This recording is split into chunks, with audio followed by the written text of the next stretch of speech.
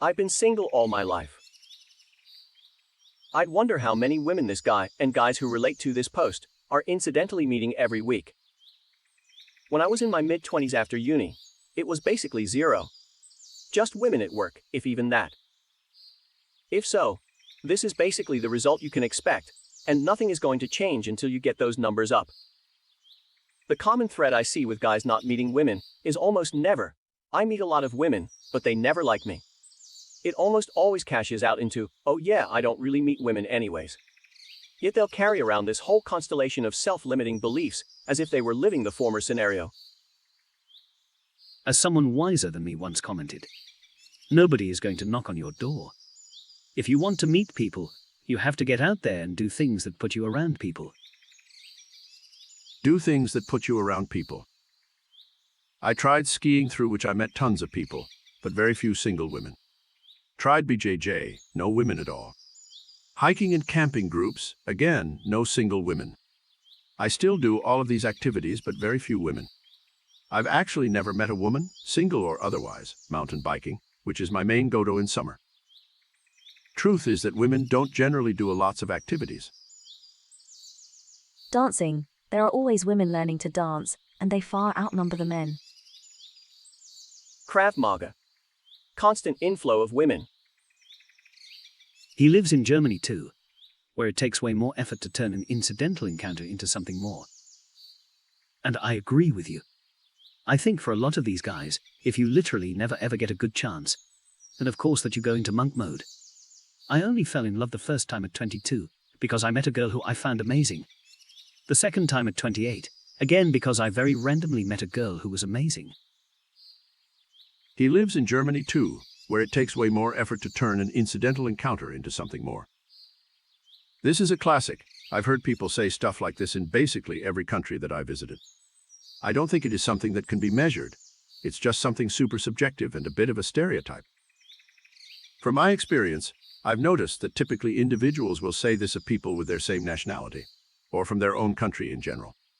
The same individuals will then argue that, oh, I've been in country X and girls' boys are way easier to date. But I don't think that is related to the country itself. So, how does one actually meet women? Bar, Tinder, churches, open festivals, etc. But the most important, through friends. Trying to make regular friends and expanding your social circle increases the chances of being invited to private gatherings, where you can meet more people and so on. First off, bravo for sharing. Much respect. That said, this is borderline navel-gazing. Stop thinking about what it's like to go swimming and jump in the lake. Yes, you'll get wet, look stupid and make a mess. There's no way around that. The sooner the better. If you need to reason yourself into the water, I recommend the village effect. Statistically, humans fare better with a rich tapestry of relationships. Are you ready to bet your life on being the exception? Move over, Pascal. More pointedly, can you really say you've examined life and lived it fully if you've never shared it intimately with another person? Can someone say they understand the world if they've never left their home? Do you want to be that person? Yes, you'll look stupid. I wouldn't underestimate how crippling of a fear this is. You wouldn't tell a depressed person, cheer up. Also, if it doesn't work out, I'm scared of leaving a broken heart in another person. This is a telling statement. It really highlights his inexperience and immaturity with regards to relationships. Not that this is in doubt. It is after all the subject of his post. Being the cause of, and the sufferer of a broken heart, is a formative experience. There's nothing like healing a broken heart to teach you that actually things get better. And it wasn't right anyway. There's nothing like the fear of hurting someone else that will trap you in an unhealthy or unfulfilling relationship for far longer than it should have. When you finally summon the courage to end it, knowing it will hurt someone else, you immediately feel the freedom, and the other person's journey to healing begins too. I find it hard to understand people who make a mountain out of dating. It's a numbers game, and there's a gazillion ways to meet people. It's a numbers game. I think to enter into a relationship knowing there will be an expiration date speaks more to your character. Almost sounds like, I'm with them unless something better comes along, or their shortcomings become more than I want to deal with. If you genuinely love someone, you will stand by them, work on any problems, and remember that you chose to build a future together. Given that the divorce rate in my community is less than 1%, we're probably doing something right. Given that the divorce rate in my community is less than 1%, we're probably doing something right. For your information, the divorce rate worldwide is less than 1%. It's actually much lower, around 0.4%. I haven't been single all my life, but the relationships I have had have taught me things that makes it easier to be single. I remember the good times fondly, but the bad times remind me why being single isn't so bad. I'm a woman and have had long serious relationships and longish stretches of being single. Took me a while to filter through all the social pressure BS and realize that, on balance, I have been way happier single. Maybe this could change one day. But right now, I have no interest in changing it. It'd take someone extraordinary. I'm not poly or asexual or any of that crap. I've just had to give up so much of my time and energy for relationships that ultimately left me worse off in every way. By contrast, on my own I can do what I want with my time and energy, and I'm surrounded by wonderful friends and family. If we put less social pressure on people to pair bond, some non-zero percentage of the population would be genuinely happier. I'm a man and I definitely see more pressure on women to pair off, at least at younger ages. With men, particularly driven or ambitious men, there's a societal, he'll settle down eventually, but with women, eventually, is like late 20s. It's not just social pressure, it's simply a biological fact. For each year after 30, the chance of having something wrong with a child during pregnancy goes up. On average, in relationships, women's greatest value is their youth and beauty. Early mid-20s, men's greatest value is when they've progressed in their career and are amassing wealth, mid-late 30s. There's nothing wrong about pointing this out, they're just the realities about modern relationships. Yet we can never honestly discuss them, because people have a hard time controlling their emotions about it. Women are not baby machines or objects of beauty, they're people. Their greatest value is whatever they decide it to be. They should form relationships in the way that brings them the most happiness. Reducing women to objects of beauty, saying their value comes from their fertility, and implying that if they disagree with that assessment, it's because they're too emotional, is almost the dictionary definition of misogyny. I hope you'll reconsider this attitude. I think I understand the point you're trying to make, but this is the sort of discussion board where many people are literalists. Women literally are baby machines, from the perspective of biology, and as a critical asset in the development of the human race, especially during times of high child mortality. People get upset when you point this out, but they don't get upset because it's the truth. They get upset because of what they think the consequences of people knowing that truth will be. There are many things which can't be debated in public, because it causes people, not just women, to get extremely emotional and retreat to lizard brain defenses. My hope is that on HN, we can learn to control those responses. The obvious course of action when you are unsure about something is experimentation. However, a relationship isn't an activity, like a job, hobby, or sport, to try and quit when you don't like it. It requires two people, and you must find a second person willing to try. Finding someone is hard though. This brings me back to what I said a few paragraphs ago. I don't see myself ready to invest much in something I'm not even sure I want. Also, if it doesn't work out, I'm scared of leaving a broken heart in another person. It doesn't have to be this way to start out. A relationship can be something that happens as a result of a friendship. It doesn't have to be an expectation from the moment you first meet someone. Take things slow, and you'll have a minimum amount of investment and a minimum risk of broken hearts. Don't think of it as starting a relationship. Think of it as meeting new people. A relationship isn't something you choose, it's something that sometimes happens if the right circumstances align. If it is the right thing for you, the time and emotional investment will come naturally. Even if you take the starting a relationship path, e.g. online dating to meet people, you really shouldn't be afraid of breaking someone else's heart. Assuming you don't break someone's heart by betraying them or some other awful action, taking responsibility for a broken heart is putting way too much responsibility on yourself, and not respecting other people's agency. It's also going to probably sabotage your attempts to learn by experimentation in relationships. Most likely the person on the other side of the relationship isn't going to know where it's going from day one. It could be love. It could be something less, but still fun. It could just be 1 or 2 dates. None of those are necessarily bad outcomes, But if you're weighing yourself down with all that pressure, we're going to make it harder for yourself to be open and honest and have fun. You have some catching up to do. Others may have learned some basic relationship skills in school, say, where the stakes were obviously lower and few people were getting married or anything anyway. But IME step 1 on getting that practice in is to take away that pressure and take it easy. One good thing to help with that, I think, is not to be too picky.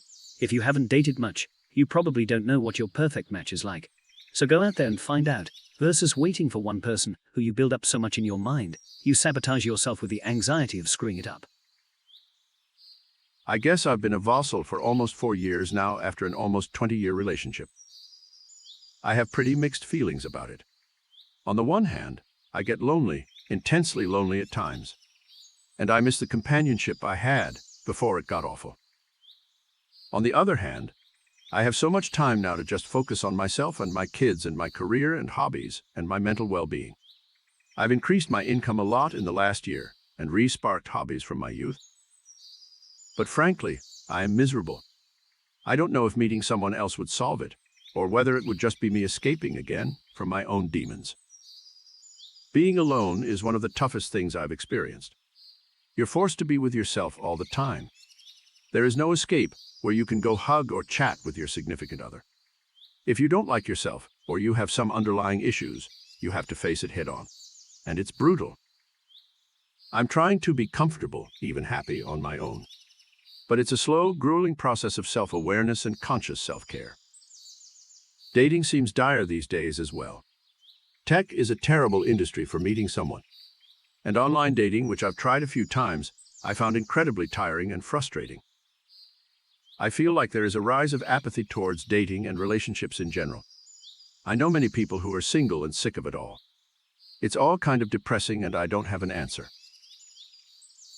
Working on yourself will lead you where you want to go.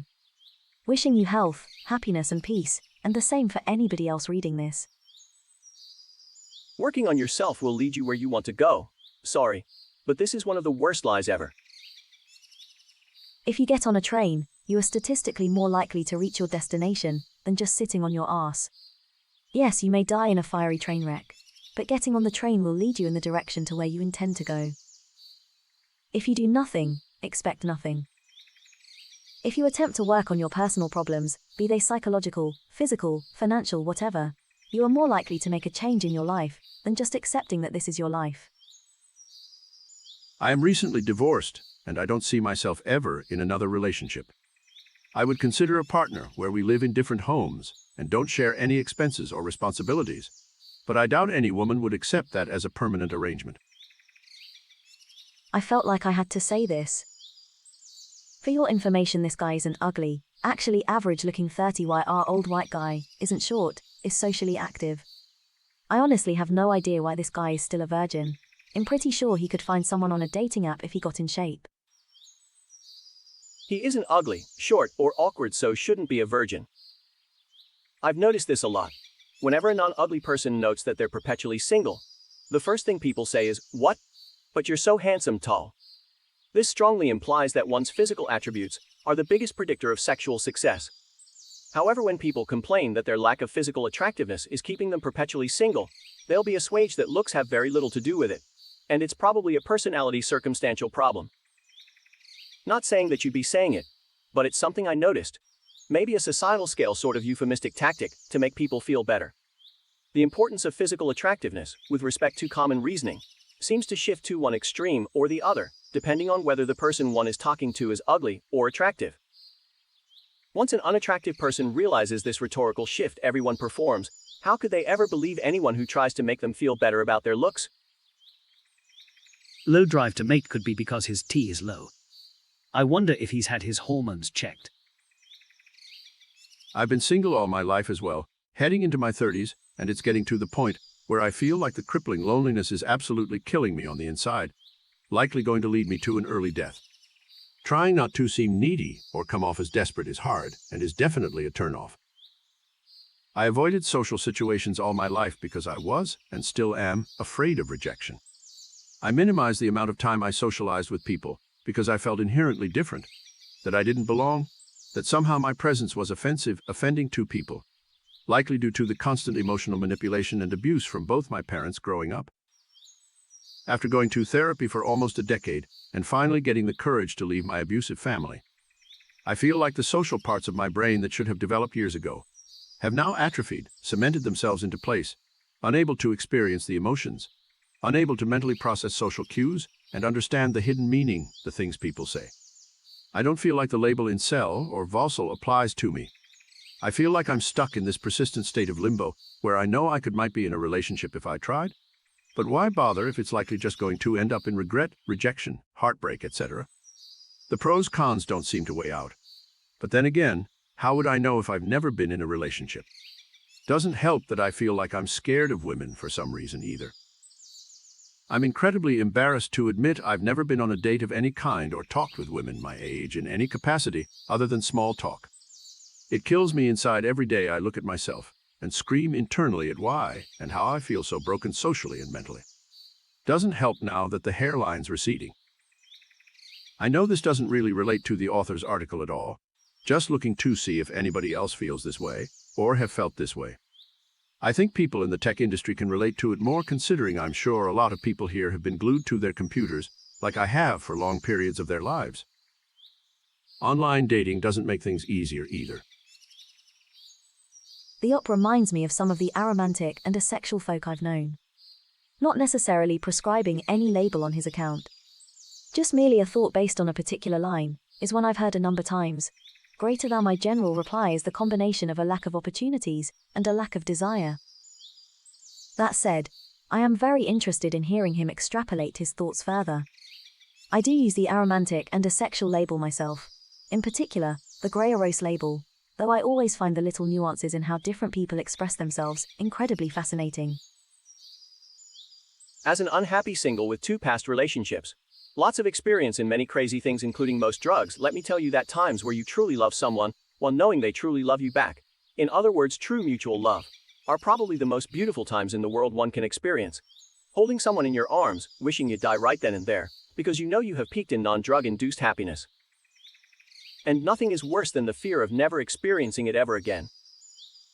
It took 6 years of active searching to find my first love, and 3 for the second. Those despair-inducing time frames, and the acquired knowledge about how hard it really is to nurture and maintain relationships beyond the love, as a hypersensitive loner on the spectrum with mental illness, makes me despair. If you don't mind me asking, how did you search actively?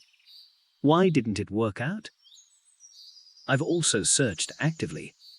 It didn't work out in my case as well. Relationships are hard.